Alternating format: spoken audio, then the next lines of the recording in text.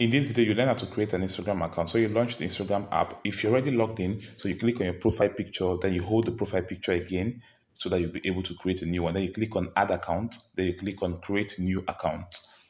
Then you select a username for this, your new Instagram profile you want to create. So we're going to go for Red Zone. So Red Zone is not available. So you could select any of these recommendations or you choose something else that would be available. So we tried Red Zone Inc. It's still not available. So let's think of something that best suits our preference. Okay.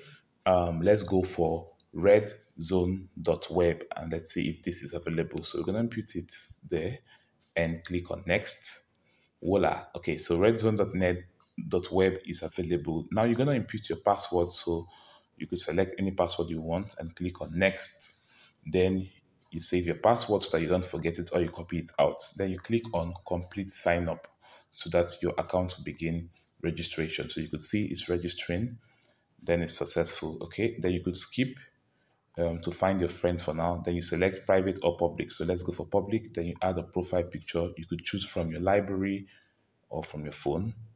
All right, so let's go for this is a logo I designed on Canva.